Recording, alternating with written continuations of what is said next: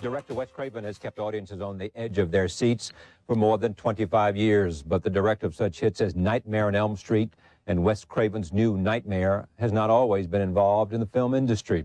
Raised a devout Baptist in Ohio, he was taught that movies were tools of the devil, and he never saw a film until he was in college. He spent years teaching high school and college before he discovered his love of filmmaking. His latest effort is Scream, and I am pleased to have Wes Craven join us now for a conversation about a film which is more than simply a horror film. It's more of a thriller than it is a horror film. Welcome. Thank you. Is that fair to say? This is more of a thriller than it is sort of typical. It's a thriller. This is not Nightmare on Elm Street. No, it's all set in the real world. Yeah. But it's a thriller about kids who love horror films. So, yeah. How did it get started? I mean, who wrote the script and who brought it to you? And the script was written by a young writer, Kevin Williamson. I believe it's only his second script to have sold. Yeah. As soon as it hit Los Angeles. Well, he didn't see any movies till he was in college. Wow. Man, he became such a good director. I understand there was a huge bidding war, and I think it sold over a weekend for a very large sum. And it was purchased by Miramax. And as soon as I actually read it that weekend also, because somebody in my development department, Lisa Harrison, said, "You have to read this." Go home right now. Start reading. And it's the kind of script you read the first 14 pages, which are the first 15 minutes of the movie, and you cannot tear yourself away from it. It's just a real page turner. Yeah. And I have a theory about it. Let me interrupt you. I'll only come back to you. Sure. For me, for the most 9 times out of 10, I can tell whether I'm going to like a movie in the first 10 minutes. Yeah. I find myself rarely being bored to death at the beginning or uninterested and then finding myself halfway into it, thrilled by what's happening. Right. It's like an Antonioni film or something. Yeah. You know, it's a long build. But right. Yeah, it's very much, in fact, I quite often say to the people that work with me, read the first 10 pages. If it doesn't grab you, then forget it. They had 15 scripts to read that weekend. Yeah. So this grabbed you right away. Grabbed you right away. So the whole opening with Drew Barrymore is just, you know. But I mean, Drew Barrymore played what? How many seconds is she in this film? Oh, she's in for and I'm giving it away. She's in the first 15 minutes. Yeah, I mean. But she is the first 15 minutes. Then she leaves. Yes. Now, was she anxious to do it? Yes, she was attached to it before I was. Really? She loved it. For that character? Yep. She saw it as the Janet Leigh. Yeah, she moment, saw it. You know, so. Yeah, at the Janet Leigh moment in the shower. Exactly. Yeah. Well, you know, just the matter of having a very strong presence in a film and then suddenly being taken away from the audience, so the audience is really disoriented. Yeah. I think it accomplishes that feeling like you don't know what the filmmaker. Yeah, I guess you say that. But in Psycho, it's like halfway through, but yeah. Because it's like, oh, it's Drew Barrymore. Well, she's going to be the star. Nope. Maker's going to do next if that happens. Yeah. What's the story? Well, the story is really quite simple, but sort of devilishly clever. It's the story of 4 or 5 kids who all, as most kids have grown up on horror films, slasher films, whatever you want to call them. And somebody begins a series of murders in their hometown that are very closely attached to the general styles of certain horror films. And very quickly it devolves that this person is now after one of the principals of this group of kids, Nev Campbell's character. And he is using the techniques, the situations from these horror films. So there's a continual sort of feedback loop between the kids of how to anticipate what's going to happen next, how to survive, and what the rules are of horror films. And beneath the surface of that, because that's kind of the obvious hook, there's a very interesting sort of study of how the kids' perception of what violence is and how do you deal with it, how it switches from their film idea, because they're such fans of these films and find them sort of entertaining.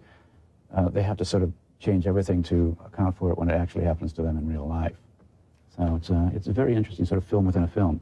Here is Drew Barrymore playing Casey when she gets the first phone call from the killer. Take a look. You like scary movies? Uh-huh. You never told me your name. Why do you want to know my name? I want to know who I'm looking at. Let me talk a little bit about you, and we'll come back to this film. I said a little bit in the introduction about your parents thought films were the work of the devil. Yeah. So, and you never saw it movies wasn't until you presented in quite that okay. cartoon level. I don't want to make them sound cartoonish, like, But the notion was you didn't see any movies, Right. and the notion was until high school, right? Or when was it? Did you first? Actually, senior in college. Senior in college. You saw your first film. First non-Disney film. Disney films were Were considered exempt. Okay. Wow, first non-Disney film. Disney films were exempt. Wow, that's great. I've never heard that before. Because usually great directors, you know, they were fans like their whole, like when they were kids and teenager. You know, like Carpenter, he talks about how Howard Hawks and, you know, Tarantino and, you know, but that's interesting. I knew he did grow up in a very religious household. Okay. They were okay. They were exempt. But a commercial film about, you know, a serious subject, yes. Yeah. First time in college. And it was a college, actually. It was also very strong religiously. I can't say the word. So I would have been expelled if they had caught me going to that theater. I hitchhiked to another town and saw To Kill a Mockingbird, and that was my first film. What a great film to see. It's your first one. It was wonderful. And it really put the lie to the whole notion that films were inherently evil. I mean, at that moment, I realized this cannot be, because it was such a great film. You know? It's like, how can you say this is bad, you know, or could harm you? You read a lot. You wanted to be a teacher. Yes. Yeah. You went on to become a teacher. Well, I wanted to be a writer. I actually, I was very fortunate to have a mother who took me to the library all the time. So I was like a voracious reader. And then I worked at the Cleveland Public Library main branch as a page when I was like 14. So I was being given all these great books, you know. There were NBC pages and there are Cleveland Public Library pages. Yeah. But, you know, my first exposure really was to books. So that was what really gave me the foundation, I think, in story that was so important. And I wanted to write. I went to Johns Hopkins writing seminars and studied there with Baltimore poet Eliot Coleman. Yeah. And got a master's degree in philosophy and writing. So I found with that I could teach. So I started teaching while I was writing. But you know, what I discovered after four years of teaching college was that you know, I would send out a manuscript and it'd come back like a year later with a rejection slip, and I just realized I'm out of the loop. You know. Yeah, I have to go someplace where I'm in it. Here. Yeah. And at the same time, I bought a camera just for the heck of it, a 16mm camera. Students saw that I had it. They said, let's start a film club. I said, okay. We made a very fast, like a Mission Impossible spoof. It showed at all the colleges around, made all of our money back about 5 times. And at the end of the year, my department chairman said, you know, you have to get serious now and get your PhD and start publishing. And I said, you know, I'm going to go make movies. It was just that sort of stupid, you know, and I went off to New York and did not get in. I mean, I came down here thinking I can get a job as an editor. I'd read enough to know that that was a skill. I didn't get a job. I went back and had to teach a year of high school. Yeah. And then there was that second decision of, am I going to try again, you know? So I did. And finally, at the end of the summer, having not found a job still, I was married, had 2 kids, I took a job as a messenger here and just got my foot in the door in a film management post-production house. And that proved to be the key. A year and a half later, I got a chance to direct my first film. A year and a half later? Yep. How did that happen? Well, it's, you know, when you're 30 and have taught college, you have skills. So I moved relatively rapidly. I was doing, you know, rewrites. I was learning. I had the good fortune of a student of mine, Steve Chapin. Older brother was Harry Chapin, who before he was the folk singer was a crackerjack filmmaker, documentaries and so forth. So he taught me the basics. So I moved pretty quickly. And then the first film I got a chance to do, I mean, it was a tiny, tiny film. The whole budget was $90,000. So it was just somebody, a group of theater owners in Boston wanted a scary movie, and my boss at that time, Sean Cunningham, said, look, I know you want to be a filmmaker. If you want to write something that's scary, you can direct it, and you can cut it too. So that was the sort of premise. But did that lock you into a genre? Yes, it did. Yeah. And do you regret that at all? I mean, it's been very profitable for you. It's been profitable. And you've got a chance to make a lot of films. Yeah. I've made probably between television movies and theatrical movies, probably 20, 25 films. So, and I've been working most of the time. But has been it hard for you to go to Hollywood and say, I can do something beyond, as good as these horror films are? That's very difficult. Because I I made want to my do first 2 something else. films. I want to make a love story. Yeah. I want to make Forget it. Yeah. Forget it. Yeah. They'll say, well, but we have something here on witchcraft. We have, yeah, because we know it'll make money, and we know you know how to do that. Right. Stick to what you know. I mean, it's the fact that, you know, filmmaking is so darn expensive that you can understand them in a way hedging their bets. They want to minimize the risk. Right, exactly. And maximize the possibility of the upturn. So somewhere along the line, you have to get that shot to do a different kind of film where not that much is at stake. Now, is this in any way that for you, in a sense, reaching out a little bit? Yes. Yeah. I think even though my last film was, Wes Craven's New Nightmare was a 10th anniversary of the whole Nightmare series. Yeah. And I took it completely out of the films and made it about the people who made the film. This is the Eddie Murphy thing. No, that was Vampire in Brooklyn. That was Vampire in Brooklyn. So that was kind of a self-conscious deconstructionist, as somebody called it, film. That was the Eddie Murphy movie. No, that movie's terrible. I'm sorry. I love Wes Craven. That movie's terrible. New Nightmare is awesome. And Scream is very much about the whole world of kids who watch these films, and you know how it affects their idea of reality. And you know, it's a very intelligent script, so it attracted a lot of really good actors and actresses, and attracted me. What do you really want to do? Well, I'd like to be able to be part of a spectrum. You know, the filmmaker that really epitomizes that for me is like a Polanski, who came out of obviously a horrendous background of Europe and during the Nazi period, and yet, as well as doing very, very frightening films like Rosemary's Baby or The Tenant, or has done, Tess, and has done other beautiful films. If I could have that kind of range to be able to go back and forth, I would be exquisitely happy. But it doesn't happen that much in American film. So. I can't tell you how naive I am, but just explain me this. You're Wes Craven, and you go to the studios, and you say, let's assume Scream does as well as it continues to do as well as it does. It's already made $60 million. It'll soon be the second largest filmmaking success for Miramax, Pulp Fiction being number one, yes, which is a huge international success. You go to a studio, and you say, I'll make you another Scream if you'll let me make this film that I very much want to do. Mm-hmm. I guarantee it'll be a good script, but you may not think of me because it's not what I've been doing, but I want to do it. Won't they make that deal? Well, happily, that deal has now been made, and it's with Miramax, so that's, to me, is the best of all possible worlds, because, Miramax is an extraordinary place. I mean, I don't think there's another place like it. Because they take risks on things that are not obvious. Well, it's like, it's just two brothers, Bob and Harvey Weinstein. I feel like they're like Louis B. Mayer type people. I mean, they are very, very intelligent, and they're also really, they have a sense of the street, of the audience. They're not like often some ivory tower making movies for, whoever the publicity department gives them an abstract. This is our target audience. It's not like that. They just go off of their gut feelings. So based on the success of this, they have offered me that, pretty much of that deal. I will make a film. My next film will be actually a very, very good script by Scott Rosenberg, who wrote Things to Do in Denver and Beautiful Girls.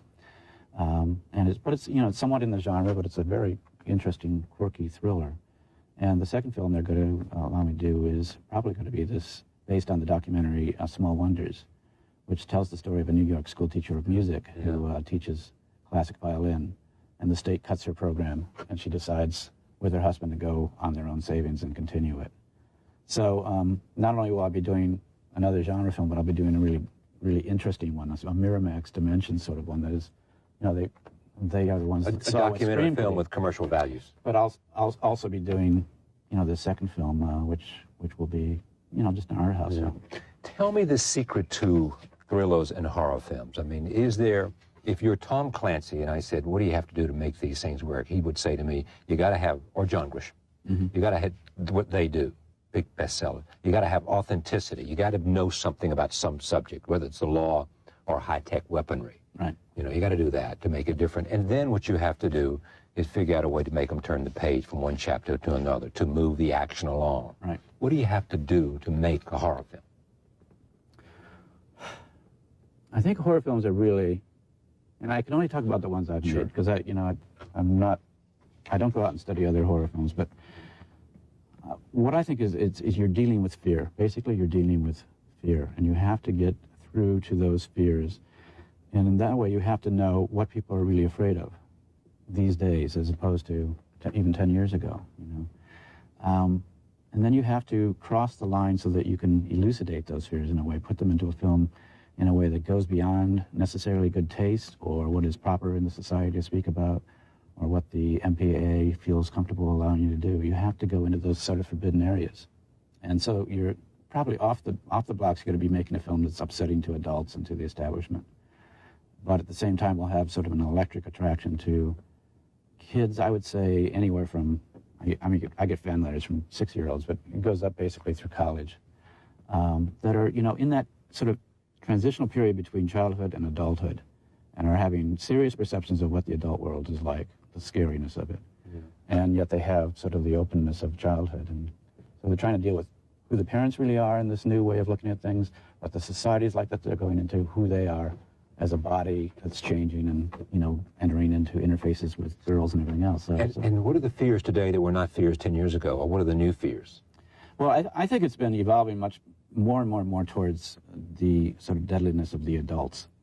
That Freddy Krueger was a good example, where it is an adult male figure who has your worst interests at heart.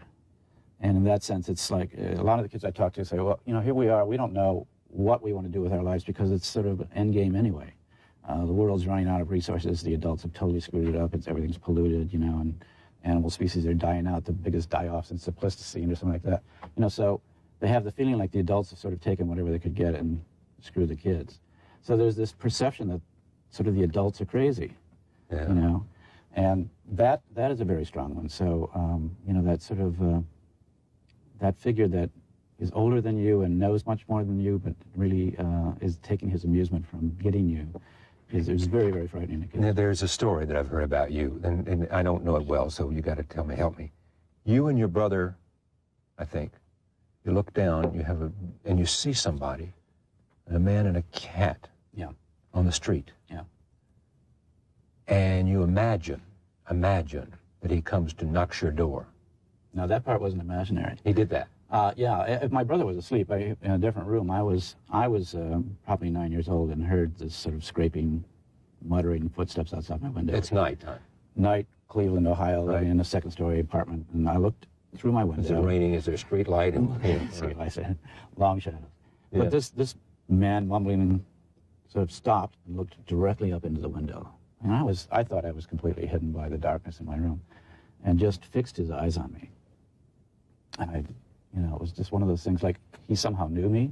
And I sort of faded back into the shadows, and I sat on the edge of my bed and remember just, okay, I'll just sit here and count until he goes away. And I counted a minute, 2 minutes, you know. And then I thought, well, he must have gone. And I didn't hear him, but he couldn't be there that long. And I went back to the window, and he was there, and he just went, you know, and started walking. He saw you the second time? Just like he hadn't taken his eyes off that window, and started walking down the sidewalk, looking over his shoulder at me, and then turned the corner, and I knew that was the entrance to our building on that around the corner. So I ran to our front door, and sure enough, you could hear the front door opening downstairs. So that's when my brother came into it. I woke him up, and first they didn't believe me, and then he got a baseball bat and went out, and the guy was gone. So, you know, looking at it as an adult many years later, it's probably some guy that was drunk and was having fun scaring a kid. But that, to me, for some reason, was absolutely chilling. And that...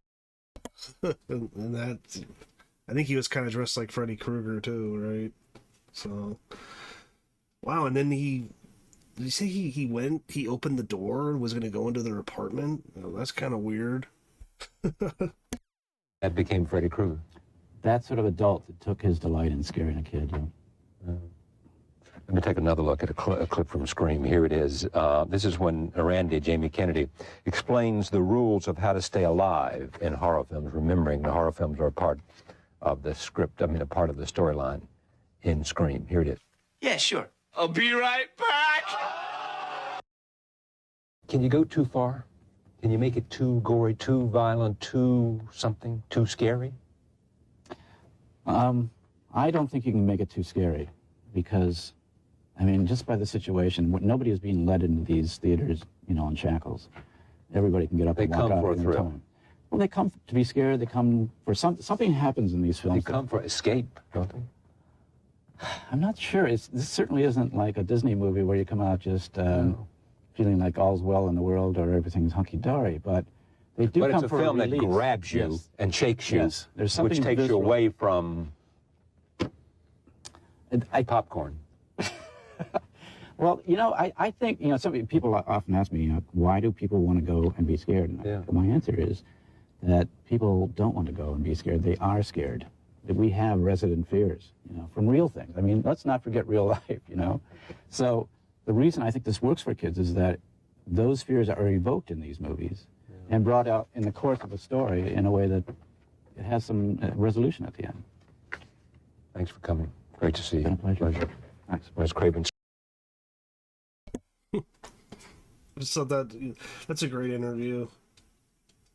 Wes Craven, R.I.P. Too bad he's dead, but seems like a really nice, intelligent guy that made a lot of good movies. So, just yeah, interesting interview. Like, comment, subscribe. Let me know what you think of it, and see you next time.